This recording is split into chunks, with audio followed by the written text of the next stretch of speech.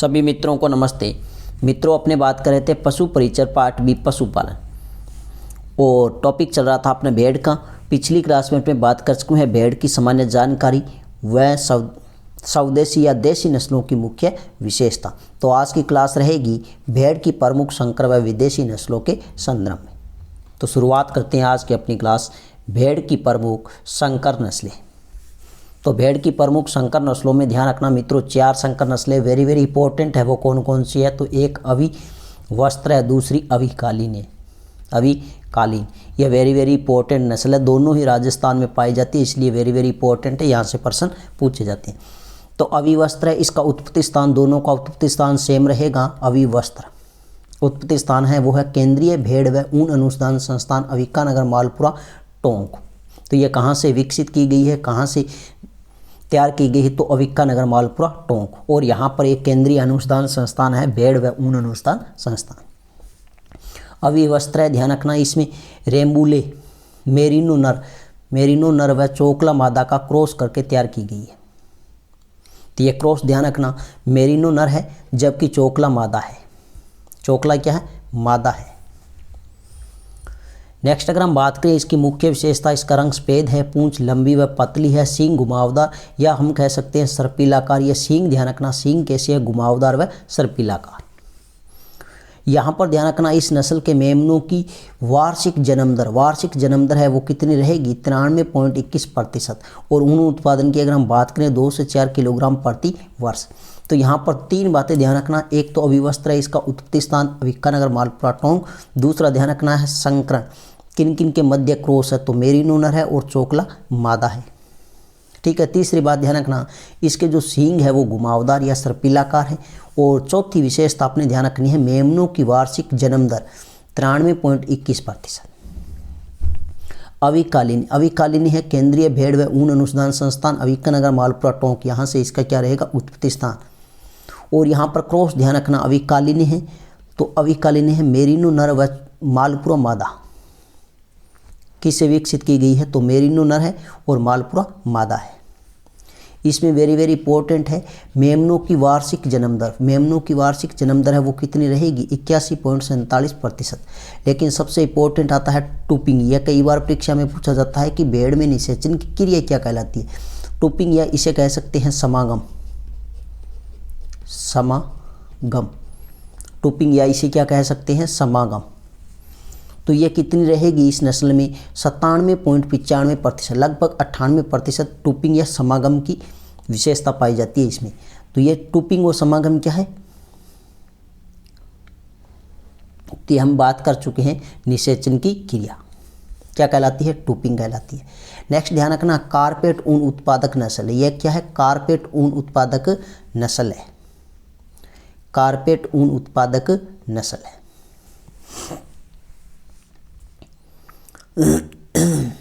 जिससे क्या बनाए जाते हैं? उच्च कोटि या उत्तम किस्म के कालीने बनाए जाते हैं। क्या बनाए जाते हैं? कालीने। क्या बनाए जाते हैं? कालीने बनाए जाते हैं। ये ध्यान रख लेना। ऊन उत्पादन की अगर हम बात करें तो ऊन है 2 से 4 किलोग्राम प्रति वर्ष। नेक्स्ट नस्ल आती है अविनाश इसका यह किसका संकरण है? मालपुरा व गेरोल नस्ल का संकरण है। नेक्स्ट है हिसारडेल है, यह बीकानेरी मादा। बीकानेरी क्या रहेगी? मादा। और मेरिनो क्या रहेगा यहाँ पर? नर। इसका क्रॉस है हिसारडेल। नेक्स्ट मित्रों अपने बात करें तो हमारे पास में नस्ल आती है विदेशी नस्लें। भेड़ की प्रमुख विदेशी नस्लें कौन कौन सी है? तो विदेशी नस्लों में वेरी इंपॉर्टेंट आता है कौन सी? मेरिनो नस्ल है, इसका उत्पत्ति स्थान आपको अच्छे से ध्यान रखना, स्पेन। उत्पत्ति स्थान इसका क्या रहेगा? स्पेन रहेगा। मुख्य विशेषता की अगर हम बात करें, इसका रंग कैसा? सफेद है। सिर इसका कैसा? मध्यम आकार का है। और मादा है वो सींग रहित है। वेरी इंपॉर्टेंट है, मादा क्या है इसमें? सींग रहित है। और नरों में कैसे पाए जाते हैं? घुमावदार सींग पाए जाते हैं। तो ये परीक्षा में कई बार पूछा गया कि भेड़ की कौन सी नस्ल है जिसमें मादा सींग रहित व नरों में घुमावदार सींग पाए जाती है? तो ये ध्यान रखना कौन सी नस्ल है? मेरिनो। दूसरी यहाँ ये आपको अच्छे से ध्यान रखना, ये एग्रीकल्चर सुपरवाइजर प्रश्न पूछा गया है कि भेड़ की कौन सी नस्ल है जिसके गर्दन व कंधों की त्वचा पर झुर्रियाँ या सलवटे या हम कह सकते हैं फोल्ड पाए जाते हैं। क्या पाए जाते हैं? फोल्ड पाए जाते हैं। यहाँ पर दूरियाँ नहीं, यहाँ पर झूरियाँ हैं, झूरियाँ, ये ध्यान रखना। क्या लिखना था यहाँ पे? झूरियाँ, झूरियाँ या सलवटें पाई जाती है। तो ये इसकी क्या रहेगी? मुख्य विशेषता रहेगी। नेक्स्ट अगर हम बात करें तो इस नस्ल के जो पैर से लेकर खुर तक संपूर्ण शरीर है वो बालों से ढका रहता है। तो भेड़ की कौन सी नस्ल है जिसका पैर से लेकर खुर तक संपूर्ण शरीर बालों से ढका रहता है? तो वो कौन सी नस्ल रहेगी? मेरिनो। नेक्स्ट विशेषता है भेड़ की कौन सी नस्ल है जो विपरीत दिशा में या परिस्थितियों में अपना जीवन यापन कर लेती है? तो वो कौन सी है? मेरिनो है। Very very important. तो यहाँ से ये ध्यान रख लेना, विश्व में सर्वाधिक ऊन उत्पादक नस्ल, विश्व में भेड़ की सर्वाधिक ऊन उत्पादक नस्ल है तो वो कौन सी है? मेरिनो है। इससे सर्वोत्तम कोमल ऊन है वो कैसी है? सर्वोत्तम है और कोमल है। पतली वह क्या है? लंबी है। तो विश्व में सर्वाधिक ऊन उत्पादक नस्ल, सर्वोत्तम व कोमल ऊन, पतली व लंबी ऊन। पतली लंबी ऊन के लिए कौन सी भेड़ की नस्ल प्रसिद्ध है? तो वह मेरिनो। कौन सी है? मेरिनो।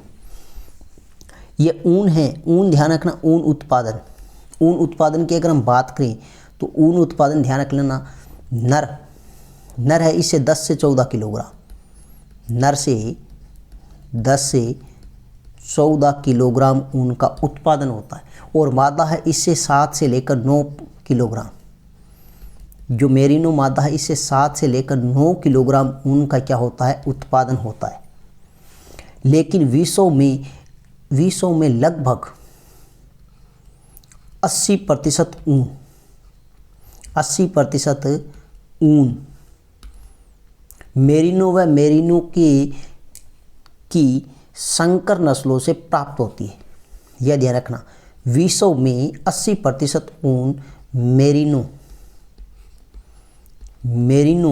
व इसकी संकर नस्लों से प्राप्त होती है। यह ध्यान रखना, प्राप्त होती है। तो यह भी वेरी वेरी इंपॉर्टेंट है कि विश्व में लगभग 80% ऊन भेड़ की किस नस्ल व उसकी संकर नस्लों से प्राप्त होती है? तो मेरिनो व उसकी संकर नस्लों से प्राप्त होती है। नेक्स्ट अगर हम बात करें मित्रों, हमारे पास नस्ल आती है कौन सी? कराकुल। कराकुल है, इसका उत्पत्ति स्थान आता है मध्य एशिया। वेरी वेरी इंपॉर्टेंट है, इसका उत्पत्ति स्थान मध्य एशिया। मुख्य विशेषता की बात करें तो इसका रंग कैसा है? भूरा है। रंग कैसा है इसका? भूरा है। इसका शरीर कैसा है? इसका शरीर कैसा? तो यह गठीला नहीं है, गीला नहीं, गठीला। यहाँ पर लिखना था गठीला, या लिख देता हूँ गठीला। रंग इसका भूरा है, गठीला मध्यम आकार। शरीर इसका कैसा? गठीला मध्यम आकार। और मादा है वो क्या है? सींग रहित है। जबकि नरों में क्या पाए जाते हैं? सींग पाए जाते हैं। तो यह भी अपने आप में वेरी वेरी इंपॉर्टेंट है। उसमें तो मादा सींग रहित थी, लेकिन नरों में कैसे थे? घुमावदार सींग थे। लेकिन यहाँ पर मादा सींग रहित है, लेकिन नर में क्या है? सींग पाए जाते हैं। वेरी वेरी इंपॉर्टेंट, मुख्य प्रतियोगी परीक्षा की दृष्टि से और एग्रीकल्चर सुपरवाइजर में यह प्रश्न पूछा गया है कि भेड़ की कौन सी नस्ल है जो मुख्य रूप से पेल्ट के लिए पाली जाती है? पेल्ट के लिए पाली जाती है। तो ये ध्यान रखना, भेड़ की कौन सी नस्ल है जो मुख्य रूप से पेल्ट के लिए पाली जाती है? तो वो कौन सी है? कराकुल है। और यह किसके हेतु प्रसिद्ध है? मांस हेतु प्रसिद्ध नस्ल है। और ध्यान रखना, पेल्ट के लिए ध्यान रखना, ये जो कम उम्र के मेमनों, ये भी प्रश्न एग्रीकल्चर सुपरवाइजर में पूछ गया है, कम उम्र के मेमनों को मानकर उनसे घुंघरालू ऊन वाली खाल प्राप्त की जाती है। तो वो कौन सी नस्ल है? कराकुल नस्ल है। भेड़ की किस नस्ल के कम उम्र के मेमनों को मारकर उनसे घुंघरालू ऊन वाली खाल प्राप्त की जाती है? तो वो कौन सी नस्ल है? कराकुल। जिससे क्या बनाए जाते हैं? महंगे वस्त्र बनाए, जैसे टोपियां हैं सर्दी के। क्या बनाए जाएंगे? सर्दी के महंगे वस्त्र। ठीक है, जैसे टोपियां हैं, स्वेटर है, कोट है, जुराब हैं, तो ये ध्यान रखना। तो वो किससे बनाए जाते हैं, तो वो बनाए जाते हैं कराकुल नस्ल के कम उम्र के मेमनों को मारकर उनसे घुंघरालू ऊन वाली खाल प्राप्त करके। तो सर्दी के महंगे वस्त्र है जैसे टोपी है, स्वेटर है, कोट है, तो वो किससे बनाए जाते हैं, कराकुल भेड़ की नस्ल की जो खाल होती है उससे। नेक्स्ट हमारे पास में नस्ल आती है वो है कोराडेल। कोराडेल है, इसकी उत्पत्ति की अगर हम बात करें तो न्यूजीलैंड व ऑस्ट्रेलिया, न्यूजीलैंड व ऑस्ट्रेलिया, न्यूजीलैंड व ऑस्ट्रेलिया। न्यूजीलैंड में ध्यान रखना इसकी उत्पत्ति 1874 में हुई थी। कब हुई थी न्यूजीलैंड में, 1874 में। और ऑस्ट्रेलिया में हुई थी 1882 में, 1882 में। तो इसकी उत्पत्ति ध्यान रखना कहाँ हुई थी, न्यूजीलैंड। तो उत्पत्ति स्थान न्यूजीलैंड है 1874 में, और ऑस्ट्रेलिया में बाद में उत्पत्ति हुई थी 1882 में, ये ध्यान रखना। और ये भी नस्ल है, ये मांस के लिए प्रसिद्ध है। किसके लिए प्रसिद्ध है, ये मांस हेतु प्रसिद्ध है। यह भी किसके लिए प्रसिद्ध है, मांस हेतु प्रसिद्ध है। और इसके ध्यान रखना मुख्य विशेषता ये ध्यान रख लेना, जुड़वा मेमने पैदा होते हैं, जुड़वे मेमने पैदा होते हैं। मतलब जब ये ब्याती है तो एक साथ में कितने मेमने होंगे, 2 मेमने होंगे। कितने होंगे, 2 मेमने होंगे। तो जुड़वा मेमना। और एक बकरी की नस्ल थी जो 1 वर्ष या 12 से 15 माह में 2 बार ब्याती है। वह प्रत्येक बार कितने बच्चे देती थी, 2 बच्चे, मतलब जुड़वा मेमने। तो यहाँ पे ध्यान रखना वो कौन सी नस्ल है, कोराडेल है। और वहाँ पे कौन सी नस्ल थी बकरी की, तो वो बारबरी नस्ल थी। यहाँ पे एक मुख्य विशेषता और ध्यान रखना, आँखों के पास ऊन नहीं होती है। यहाँ पर इस नस्ल की आँखों के पास ऊन नहीं होती है। तो यह थी मित्रों अपनी भेड़ से संबंधित मुख्य वेरी वेरी इंपॉर्टेंट नस्लें। नेक्स्ट मिलते हैं एक नई वीडियो के साथ में। नई वीडियो अपने टॉपिक लेकर आएंगे अगली क्लास में। ऊँट,